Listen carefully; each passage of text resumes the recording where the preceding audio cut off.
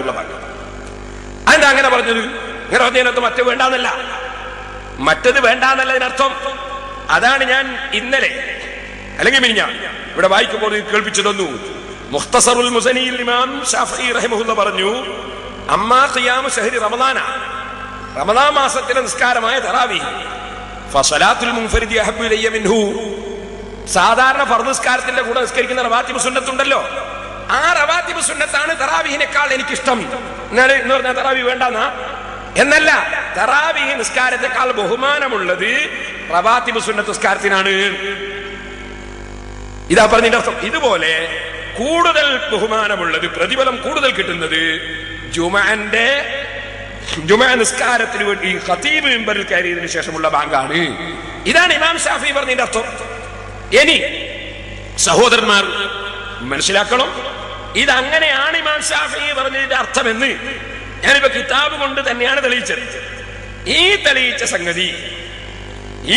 സംഗതി ഞാൻ നിങ്ങളോട് പറയട്ടെ, മൗലവിയെ കൊണ്ടും ഞാനിപ്പോ സമ്മതിപ്പിക്കും. അതിന്റെ മുമ്പ് ഞാൻ മൗലവിമാരെ ബുക്കിൽ ഒന്ന് രണ്ടും കൂടി വായിക്കട്ടെ. ഞാൻ പറഞ്ഞത് ശരിയോ തെറ്റോന്ന് നമുക്ക് നോക്കണല്ലോ.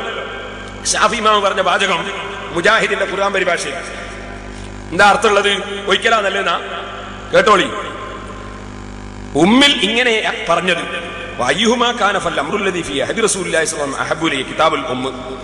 ആ രണ്ടുപേരിൽ ആരായിരിക്കട്ടെ, റസൂൽ സല്ലല്ലാഹു അലൈഹി വസല്ലം തിരുമേനിയുടെ കാലത്തുള്ള കാര്യമത്രേ എനിക്ക് ഏറ്റവും ഇഷ്ടപ്പെട്ടത്. പറഞ്ഞിട്ടുള്ളൂ, ഏറ്റവും ഇഷ്ടപ്പെട്ടത് റസൂലുള്ളാഹിന്റെ കാലത്തുള്ള കാര്യം എന്ന് പറഞ്ഞാൽ ആ ഭാഗം. ഇനി അത് തന്നെയാണ് ഫത്ഹുൽ മുഈനിലും പറഞ്ഞത്.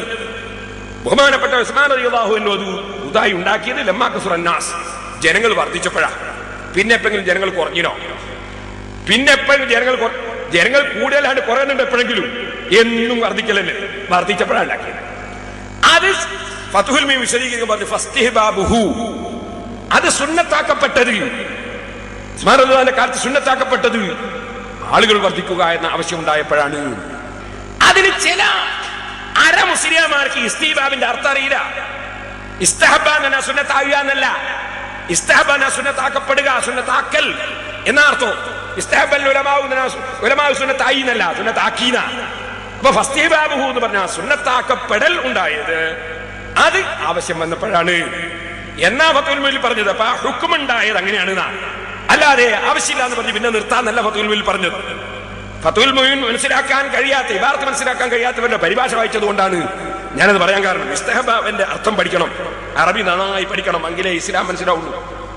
ഇനി പറയട്ടെ, മൗലവിനെ കൊണ്ട് തന്നെ ഞാൻ ഉമ്മിന്റെ അർത്ഥം ഇവിടെ നിങ്ങൾക്ക് കേൾപ്പിക്കുന്നു. ഞാൻ പറഞ്ഞ പോലെ അയാളെ നാവുകൊണ്ട് അല്ലാഹ് പറയിക്കുന്നു, കേട്ടോളി. മഹാനായ ശാഫിഈ ഇമാം പറയുകയാണ്, ഫഅയ്യുഹുമാ കാന فالأمر الذي على عهد رسول الله صلى الله عليه وسلم أحب إلي. എന്താ പറയുന്നത്? അവർ രണ്ടിൽ ആര് നടപ്പിലാക്കിയ ബാങ്ക് ആയിരുന്നാലും അള്ളാഹുവിന്റെ റസൂലിന്റെ കാലഘട്ടത്തിൽ ഉണ്ടായിരുന്ന ആ കാര്യം അതേതാണോ ആ കാര്യമാണ് എനിക്ക് ഏറ്റവും ഇഷ്ടം എന്ന് ശാഫിഈ ഇമാം അവിടുത്തെ ഉമ്മിൽ രേഖപ്പെടുത്തിയിട്ടില്ലേ? ആര് നടപ്പിലാക്കിയ ബാങ്കായാലും ശരി, ഉസ്മാൻ റളിയല്ലാഹു അൻഹു ആയാലും മുആവിയ റളിയല്ലാഹു അൻഹു ആയാലും ആര് നടപ്പിലാക്കിയ ബാങ്കാണെങ്കിലും എനിക്ക് ഏറ്റവും ഇഷ്ടം റസൂലിന്റെ കാലഘട്ടത്തിൽ ഉണ്ടായിരുന്ന ബാങ്കാണ്. ഇതാരാ പറഞ്ഞത്? ശാഫിഈ ഇമാം. കണ്ടോ, എനിക്ക് ഏറ്റവും ഇഷ്ടം റസൂലിന്റെ കാലഘട്ടത്തിലുള്ള ബാങ്കാണ്. അതിനാ കൂടുതൽ ബഹുമാനം. ബാങ്കും ഇഖാമത്തുമായിട്ട് കൂടുതൽ ഇഷ്ടം എന്തിനോടാ? ബാങ്കിനോടാണ്. അങ്ങനെ ഉണ്ടാവൂലേ ഒന്നിനും കൂടുതൽ ബഹുമാനം? ഇതാണ് പറഞ്ഞത്. അയാളെ കൊണ്ട് തന്നെ അല്ലാഹ് സമ്മതിപ്പിച്ചു. നേരത്തെ അയാൾ പറഞ്ഞതോ അത് നിങ്ങൾ അയാളെ കേസത്ത് കേട്ടവർക്കറിയാം, ഒഴിക്കലാ നല്ലതാ ശാഫിഈ ഇമാം പറഞ്ഞതാ. അയാളെ നാവുകൊണ്ട് തന്നെ അല്ലാഹു തആല സത്യം പറയിച്ചു. നിങ്ങൾ മനസ്സിലാക്കുക. എന്തോ ഞാനതാ ചോദിച്ചത്, എന്തും ബാറ്റിലാക്കിയിട്ടാ വന്നത്. ഇനി മൂപ്പര് ഞാൻ മക്കയും മദീനയും പറഞ്ഞല്ലോ, അപ്പൊ എന്നെ സ്വിപ്പാക്കിയിട്ടുണ്ട് കുറെ ചോദ്യം. 11 ചോദ്യം ചോദിച്ചിട്ടുണ്ട്. 11നും മറുപടി പിടിച്ചോ മുജാഹിദേ? 11 ചോദ്യങ്ങളെ മൗലവി ചോദിച്ചു, 11ന്റെ മറുപടിയും പിടിച്ചോ? ഈ രണ്ടാം ബാങ്ക് ഒന്നാം ബാങ്ക് എന്ന് പറയുന്ന ഒരു കാര്യം നിങ്ങൾ മനസ്സിലാക്കണം.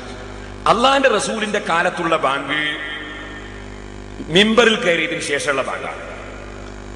അത് നമ്മളെ നാട്ടിൽ പറയുമ്പോൾ രണ്ടാം ബാങ്കാണ്.